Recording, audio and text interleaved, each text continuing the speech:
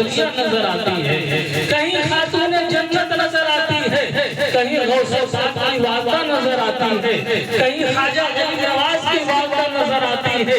یہ ایسے لوگ نیک صفت لوگ ہیں کہ پروردگار نے انہی عورتوں کے کوکھ سے ولی پیدا کیے جو آج زمین پر روحانی طور سے بلکہ تصرفات تو پروردگار نے یہاں تک بخشا کہ وہ براہ راست بھی حکومت کرتے ہیں۔ یہ وہی عورت ہے کہ اگر چاہ لے تو گھر کو جنت بنا دے اور اگر چاہ لے تو گھر کو جہنم بنا دے۔ لیکن ہماری حفاظت، ہماری ذمہ داری یہیں پہ ختم نہیں ہوتی۔ کسی گھر میں اگر ماں بہن حفاظت سے نہیں رہتی ہے، بے پردگی کا اہتمام ہوتا ہے، تو حدیثوں میں ایسے شخص کو دیوس قرار دیا گیا ہے۔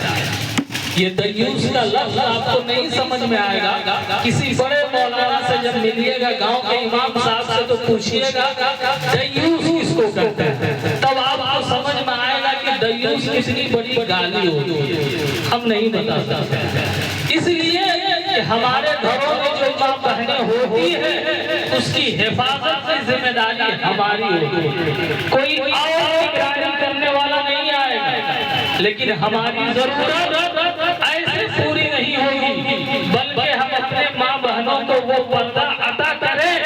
جب ہم دعا کرتے ہیں تو کہتے ہیں پروردگار ہماری ماں بہنوں کو چادر تطہیر کے سائے میں رکھ، تاکہ ان کے چادر کے صدقے میں ان کے سروں سے جو گناہوں پہ بلا ہے وہ بلا کرتی رہے، ان کے چادروں کا سایہ رہے تاکہ یہ گناہوں سے دور رہے۔ لیکن ہم اپنی عورتوں کو، اپنی بچیوں کو نہ وہ عورتوں کے احکام پڑھاتے ہیں جو پروردگار نے انہیں عطا کیا، نہ ہم وہ چیزیں دیتے ہیں جس چیز کا پروردگار حکم دیتا ہے۔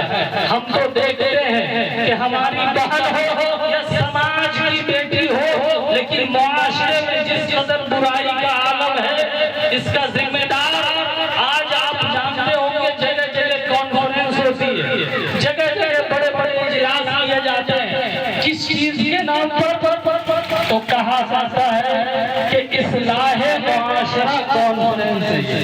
کون سا معاشرہ ہے بھائی؟ ہم ایک معاشرے کی اصلاح کرنے کے لیے بیٹھے ہیں کہ معاشرے میں بگاڑ پیدا ہو گیا، اس کا سدھار کیسے ہوگا؟ تو ہم کانفرنس کریں گے، لوگوں میں جاگروک لائیں گے، لوگوں میں نئی اڑان پیدا ہوگی اور وہ لوگ جاگرک ہو کے اس پر عمل کرنے لگیں گے، معاشرے سے برائی ختم ہو جائے گی۔ حالانکہ ابھی تک ہندوستان میں یہ چیز بے سود پایا گیا۔ بے سود کا مطلب فائدہ نہیں ہونا۔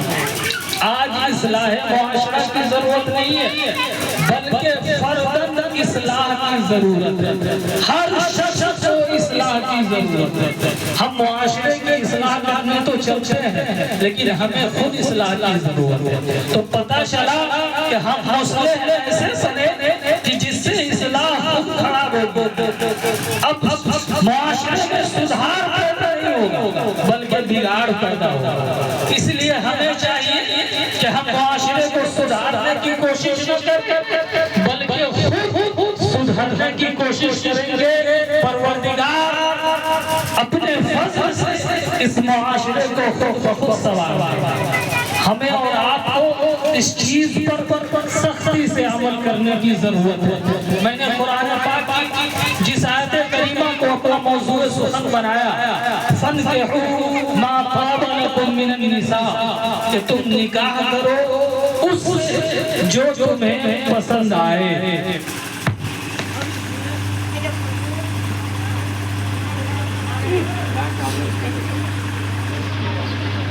آگے واپس آؤ۔